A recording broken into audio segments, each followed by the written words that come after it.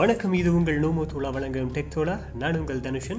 இன்றைக்கி நம்ம டெக் தோலா பகுதியில் மைக்ரோசாஃப்ட் வேர்டில் நீங்கள் தெரிந்து வைத்திருக்க வேண்டிய சில முக்கியமான விஷயங்கள் தொடர்பாக தான் பார்க்க இருக்கிறோம். அதாவது மைக்ரோசாஃப்ட் வேர்டில் நீங்கள் ஒரு வேலையை செய்து கொண்டு இருக்கின்ற பொழுது உங்களுக்கு பயனுள்ளதாக அமையக்கூடிய சில விடயங்களா, இந்தந்த விடயங்களும் மைக்ரோசாஃப்ட் வேர்டூடாக செய்யலாமா அப்படின்னு சொல்லி நீங்கள் யோசிக்கிற விடயங்களை இன்றைக்கி நம்ம டெக் தோலா பகுதியில் பார்க்க இருக்கிறோம். இது மிகவும் இலகுவான சில விடயங்களை நாங்கள் பார்க்க இருக்கிறோம். நீங்கள் அன்றாடம் மைக்ரோசாஃப்ட் வேர்டை பாவிக்கும் போது இந்த ஃபீச்சர்ஸ் உங்களுக்கு கட்டாயம் யூஸ் ஆகும். ஸோ நிகழ்ச்சியை ஸ்கிப் பண்ணாமல் பாருங்கள். ஸோ எஸ், அந்த வகையில் நாங்கள் இன்றைக்கி மைக்ரோசாஃப்ட் வேர்டில் ஃபர்ஸ்ட்டாக பார்க்க போகிற ட்ரிக் கீபோர்ட் ஷார்ட்கட் ஒன்று தான் உங்களுக்கு மிகவும் இலகுவானதாக இருக்கும். அதாவது அதிகமாக ஆங்கிலம் தவிர்ந்த ஏனைய மொழிகளில் டைப் செட்டிங் செய்கிறாக்கள் நீங்கள் டைப் செட்டிங் செய்துட்டு இருக்கின்ற சந்தர்ப்பத்தில் உங்களுக்கு இடையில் எங்கேயாவது இங்கிலீஷ் டெக்ஸ்ட்டை நீங்கள் இன்சர்ட் பண்ண வேண்டி வரும். ஸோ அந்த சந்தர்ப்பங்களில் நீங்கள் கண்ட்ரோலோட ஸ்பேஸ் பாரை ப்ரெஸ் பண்ணி நீங்கள் ப்ரெஸ் பண்ணுறதுனூடாக உங்களுக்கு இங்கிலீஷ் ஃபாண்ட் ஆட்டோவாக சேஞ்ச் ஆகிடும். ஆனால் இவ்வாறு நீங்கள் செய்துட்டு இருக்கும்போது திரும்ப நீங்கள் யூஸ் பண்ணிகிட்டு இருந்த அந்த ப்ரீவியஸ் ஃபாண்ட், அதாவது உதாரணத்துக்கு சொல்லுவோம், நீங்கள் பாமினி அப்படின்ற ஒரு தமிழ் ஃபாண்ட்டில் டைப் பண்ணிகிட்டு இருக்கிறீங்க, இடையில் இங்கிலீஷ் வேர்டை நீங்கள் இன்சர்ட் பண்ணிட்டீங்க. லெட்ஸ் சே பாமினின்ற இதில் டைப் பண்ணிகிட்டு இருக்கிறீங்க.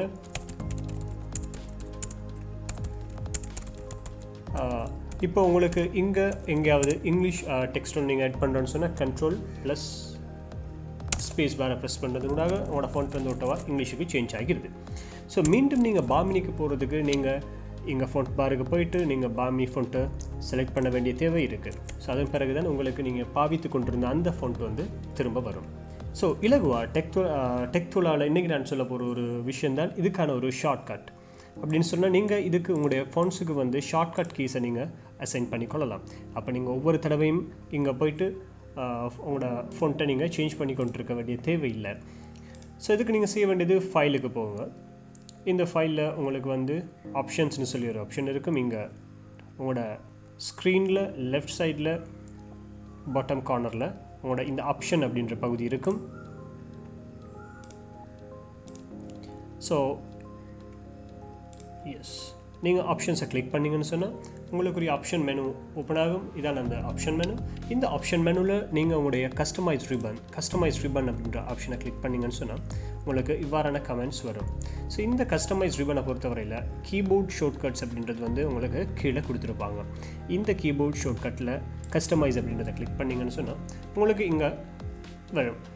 இந்த கஸ்டமைஸ் கீபோர்ட் விண்டோ ஓப்பன் ஆகும். இந்த கஸ்டமைஸ் கீபோர்ட் விண்டோவில் நீங்கள் செய்ய வேண்டியது சின்ன விஷயந்தாங்க. இந்த கேட்டகரைஸில் இருக்க விஷயங்களில் ஃபாண்ட் அப்படின்றத செலக்ட் பண்ணுங்கள். நீங்கள் நார்மலாக கீபோர்டில் எஃப் தட்டினாலே ஃபாண்ட்ஸ் அப்படின்றது வந்துடும். ஸோ இங்கே போய்ட்டு உங்களுக்கு தேவையான ஃபாண்ட்டை நீங்கள் செலக்ட் பண்ணலாம். இப்போது இதில் செலக்ட் பண்ணுறதுக்கு நான் உதாரணத்துக்கு பாமினி செலக்ட் பண்ணுறேன். பாமினி ஃபாண்ட்டு செலக்ட் பண்ணுறீங்க. பாமினி ஃபாண்ட்டுக்கு நீங்கள் அசைன் பண்ணுற கீ லெட்ஸ் சே F2 கீயை நீங்கள் அசைன் பண்ணுறீங்க. F2 கீயை நீங்கள் பாமினிக்கு அசைன் பண்ணுறீங்க. இங்கே மீண்டும் அசைனை கிளிக் பண்ணிங்கன்னு சொன்னால் ஓகே. திரும்ப நீங்கள் பாவிக்கிற இங்கிலீஷ் ஃபாண்ட்டுக்கு நீங்கள் வேற ஒரு கீயை அசைன் பண்ணிக்கொள்ளணும். நான் F3 கீயை அசைன் பண்ணுறேன். ஸோ அதே மாதிரி நீங்கள் எதுவும் சிங்கள ஃபாண்ட் எதுவும் பாவிப்பீங்களா இருந்தேன்னு சொன்னால், நீங்கள் எதுவும் சிங்கள ஃபாண்ட்டு பாவிப்பீங்களா இருந்தால், அது வேறு ஏதாவது ஃபாண்ட்டை பாவிப்பீங்களான்னு சொன்னால் அதுக்கும் நீங்கள் இன்னொரு கீயை அசைன் பண்ணிக்கொள்ளலாம். இது சிம்பிளான வேலை. ஸோ நான் இப்போ F2க்கு பாமினி ஃபாண்ட்டையும் F3க்கு டைம்ஸ் நியூ ரோமனையும் நான் அசைன் பண்ணியிருக்கேன். அதுக்கு பிறகு க்ளோஸ் பண்ணிவிட்டு நீங்கள் இங்கே ஓகே பண்ணிங்கன்னு சொன்னால் நீங்கள் கொடுத்த அந்த ஷார்ட்கட் இப்போது ஆக்டிவ் ஆகிட்டு. ஸோ இப்போ நீங்கள் டைப் பண்ணிட்டு போகும்போது உங்களுக்கு ஆங்கில ஃபாண்ட் தேவைன்னு சொன்னால் நீங்கள் F3 ப்ரெஸ் பண்ணி மாற்றிக்கொள்ளலாம். உங்களுக்கு இப்போ மீண்டும் பாமினி ஃபாண்ட் தேவைன்னு சொன்னால் நீங்கள் F2 பட்டனை ப்ரெஸ் பண்ணி உங்களுக்குரிய பாமினி ஃபாண்ட்டை நீங்கள் சேஞ்ச் பண்ணிக்கொள்ளலாம். இது ரொம்ப ஈஸியான ட்ரிக் தாங்க. நீங்கள் அதிகமாக டைப் பண்ணிட்டு போகும்போது சந்தர்ப்பங்களில் உங்களுக்கு அதிகமாக யூஸ் ஆகக்கூடிய ஒரு ட்ரிக். நீங்களும் இதை ட்ரை பண்ணி பாருங்கள். ஸோ இன்றைக்கி நம்ம டெக் தோலாவில் பார்க்க போகிற அடுத்த ட்ரிக் என்னென்னு சொல்லி பார்த்தீங்கன்னு சொன்னால், மைக்ரோசாஃப்ட் வேர்டை பொறுத்தவரையில் நீங்கள் எதுவும் வேலை செஞ்சுட்டு இருக்கும் போது உங்களுக்கு ஏதாவது மேத்ஸ் செய்ய வேண்டி வந்தேன்னு சொன்னால், அதாவது எக்ஸலில் செய்ய வேண்டியதோ அல்லது கால்குலேட்டரை ஓப்பன் பண்ணி செய்ய வேண்டிய ஏதேனும் உங்களுக்கு ஒரு தேவை வந்தேன்னு சொன்னால் நீங்கள் கால்குலேட்டர் ஓப்பன் பண்ணி அல்லது உங்களோட ஃபோனில் இருக்க கால்குலேட்டர் எடுத்து யூஸ் பண்ணி இவ்வாறு கஷ்டப்பட்டுட்டு இருக்க தேவையில்லை. உங்களுக்கு ஈஸியாக மைக்ரோசாஃப்ட் வேர்ட்லேயே இந்த கால்குலேட் சம்மந்தமான விஷயங்களை செய்கிறதுக்கு ஈஸியான ஒரு ஆப்ஷன் இருக்குது. அதுக்கு நீங்கள் செய்ய வேண்டியது சின்ன விஷயந்தாங்க. இங்கே உங்களோட ஸ்க்ரீனில் இந்த இடங்கள், அதாவது நீங்கள் மைக்ரோசாஃப்ட் வேர்டில் இந்த ஆப்ஷனை கிளிக் பண்ணிங்கன்னு சொன்னால் உங்களுக்கு இந்த customize quick access tool bar open ஆகும். இதில் மோ கமெண்ட்ஸ் அப்படின்ற இருக்க ஆப்ஷனை கிளிக் பண்ணுங்கள். இந்த மோ கமெண்ட்ஸ் இருக்க ஆப்ஷனை கிளிக் பண்ணிங்கன்னு சொன்னால் இதில் உங்களுக்கு குயிக் எக்ஸஸ் டூல் பாரில் இருக்கிற ஆப்ஷன்ஸ் எல்லாமே வரும். இதில் சூஸ் கமெண்ட் ஃப்ரம் அப்படின்ற ஆப்ஷனில் பாப்புலர் கமெண்ட்ஸ்னு சொல்லி கிளிக் ஆகியிருக்கும். நீங்கள் அதில் ஆல் கமெண்ட்ஸை கிளிக் பண்ணி எல்லா கமெண்ட்ஸையும் நீங்கள் ஃபஸ்ட் அக்சஸ் பண்ணுங்கள். ஸோ இந்த ஆல் கமெண்ட்ஸை பொறுத்த வரையில் நீங்கள் ஃபஸ்ட் கால்குலேட் அப்படின்ற ஆப்ஷனை செலக்ட் பண்ணுங்கள். கால்குலேட் அப்படின்ற ஆப்ஷனை செலக்ட் பண்ணிங்கன்னு சொன்னால் செலக்ட் பண்ணி டபுள் கிளிக் பண்ணிங்கன்னு சொன்னாவோ அல்லது எட்டை கிளிக் பண்ணிங்கன்னு சொன்னாவோ அந்த கால்குலேட் அப்படின்ற ஆப்ஷன் வந்து இங்கே எட் ஆயிடும். ஸோ நீங்கள் எட் பண்ணதுக்கு பிறகு ஓகே பண்ணிவிட்டு நீங்கள் திரும்ப இங்கே வந்தீங்கன்னு சொன்னால் உங்களுக்கு நீங்கள் கால்குலேட் கொடுத்த அந்த ஆப்ஷன் வந்து இங்கே ஒட்டோவா ஓப்பன் ஆகி இருக்கு. ஸோ உங்களுக்கு கால்குலேட் தொடர்பான எந்த விஷயமும் நீங்கள் இதனோட செஞ்சு கொள்ளலாம். ஸோ உதாரணத்துக்கு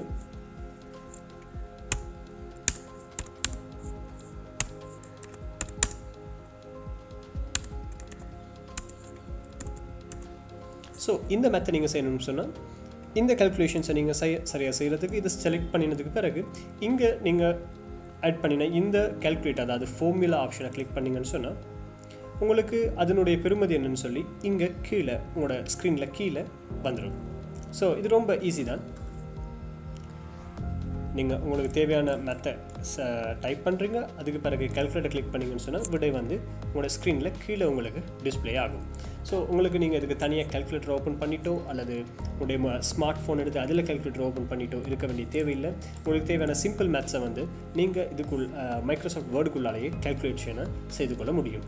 இந்த ட்ரிக்கும் உங்களுக்கு உங்களுடைய டே டு டே மைக்ரோசாஃப்ட் யூசேஜில் உங்களுக்கு யூஸ் ஆகக்கூடியதான். இந்த ட்ரிக்கையும் நீங்கள் ட்ரை பண்ணி பார்க்கலாம்.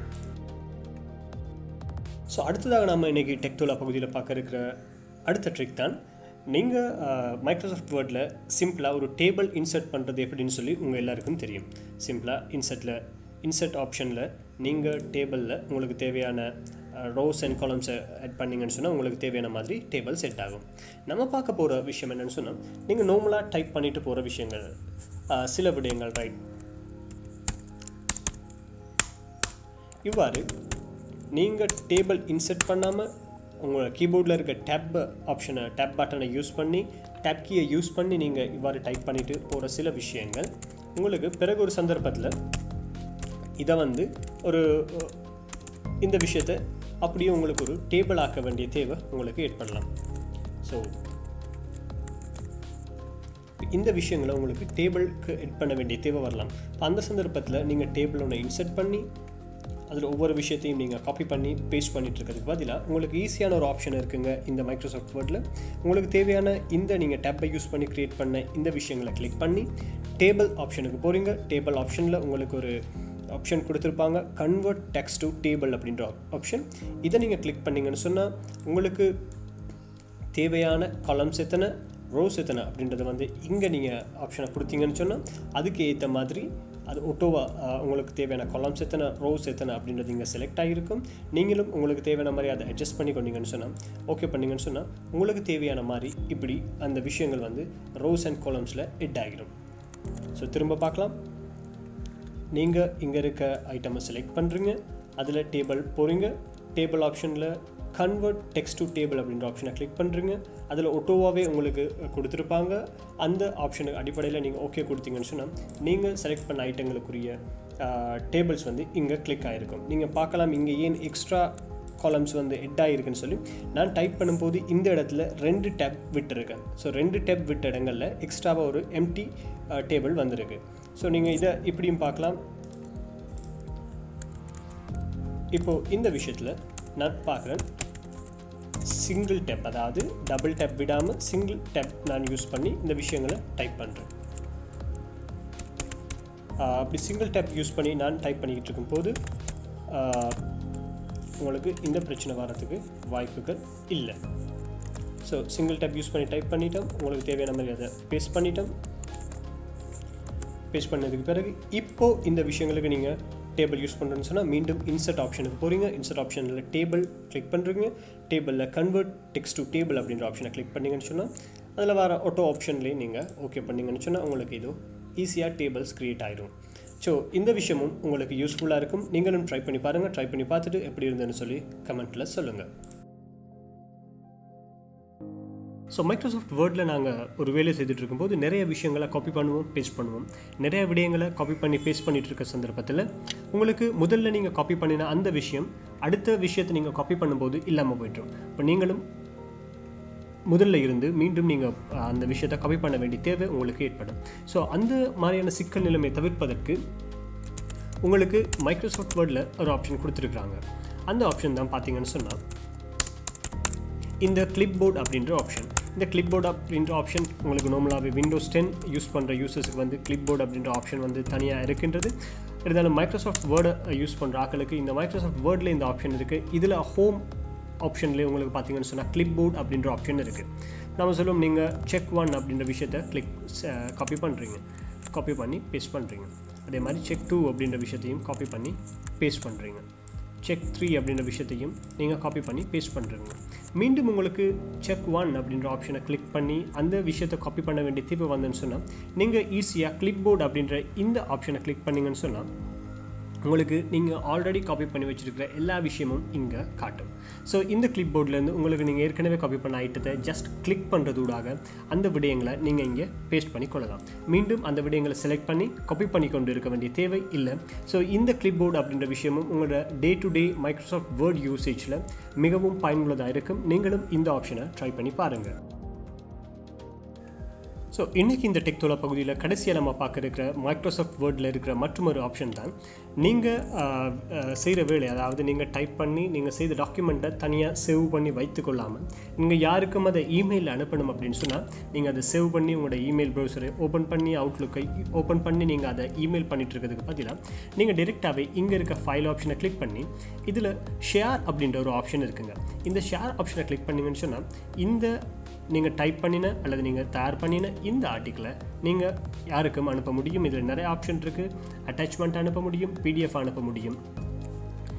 இந்த ஆப்ஷன்ஸில் நீங்கள் உங்களுக்கு தேவையான ஆப்ஷனை கிளிக் பண்ணிங்கன்னு சொன்னால் அதுக்கேற்ற மாதிரி உங்களுக்குரிய ஆப்ஷன்ஸ் ஓப்பன் ஆகும். நீங்கள் அவுட்லுக்கை வந்து செட்டப் பண்ணி வச்சுருந்தீங்கன்னு சொன்னால் இந்த இங்கே டைரெக்டாக உங்களுக்கு இமெயில் அட்ரஸ் கொடுப்பதனூடாக உங்களுக்கு இந்த இமெயிலை டிரெக்டாக மைக்ரோசாஃப்ட் வேர்ட்லேருந்தே அனுப்பிக்கொள்ள முடியும். நான் என்னுடைய அவுட்லுக் எக்ஸ்பிரஸ் இன்னும் செட்டப் பண்ணியில்லை. அதன் காரணம் எப்படி வருது, நீங்கள் செட் பண்ணியிருப்பீங்கன்னு சொன்னால் உங்களுக்கு டிரெக்டாக இது ஒரு இமெயிலாகவே ஓப்பன் ஆகும். நீங்கள் இந்த ஃபைலை டிரெக்டாக இங்கேருந்தே அனுப்பிக்கொள்ள முடியும். இதுவும் உங்களுக்கு மிகுந்த பயனுடைய ஒரு ஆப்ஷனாக இருக்கும். இதையும் நீங்கள் ட்ரை பண்ணி பார்க்கலாம். ஸோ இது மாதிரி மைக்ரோசாஃப்ட் வேர்டை பொறுத்தவரையில் நிறைய ஆப்ஷன்ஸ் இருக்குது. அந்த நிறைய ஆப்ஷன்ஸையும் நான் உங்களுக்கு மற்றொரு வீடியோவில் தெளிவுபடுத்தியிருக்கேன். உங்களுக்கு மைக்ரோசாஃப்ட் வேர்ட் சம்மந்தமாக ஏதேனும் தெரிந்து கொள்ள இருந்ததுன்னு சொன்னால் நீங்கள் கமெண்ட்டில் தெரிவிக்கலாம்.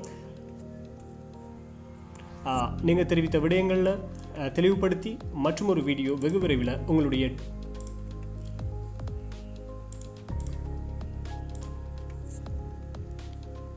ஸோ மைக்ரோசாஃப்ட் வேர்டில் முக்கியமான சில விடயங்களை தான் நான் இன்றைக்கி தெளிவுபடுத்தியிருந்தேன். இன்னும் பல விடயங்கள், இன்னும் பல ஷார்ட்கட்ஸ் மைக்ரோசாஃப்ட் வேர்டில் இருக்குது. பேசிக்கான பல விடயங்கள் இருக்குது. அந்த விடயங்களை நான் மற்றொரு வீடியோவில் உங்களுக்கு நான் தெளிவுபடுத்துகிறேன். உங்களுக்கு இது தொடர்பாக ஏதேனும் தெரிந்து கொள்ள வேண்டியிருந்தால், மைக்ரோசாஃப்ட் வேர்ட் தொடர்பாக ஏதேனும் தெரிந்து கொள்ள வேண்டியிருந்தால் எங்களுடைய நோமோ தூளாவின் யூடியூப் பக்கத்தில் கமெண்ட் மூலமாக தெரிவிங்க. உங்களுடைய கமெண்ட்டுகளை செவிமடுத்து நாங்கள் அதுக்கேற்ற மாதிரி அடுத்த வீடியோவில் விஷயங்களை போடுவதற்கு காத்திருக்கிறோம்.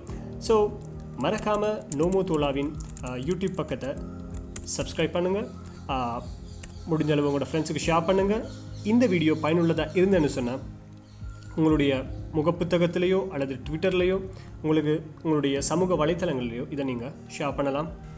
இதே போல் உங்களுடைய ஸ்மார்ட் ஃபோன், லேப்டாப்பில் நீங்கள் பயன்படுத்தக்கூடிய ஷார்ட்கட்ஸ் அண்ட் ட்ரிக்ஸை தெரிந்து கொள்ள நோமோ தோலாவின் டெக் தோலா பகுதியோடு இணைந்திருங்கள். நன்றி.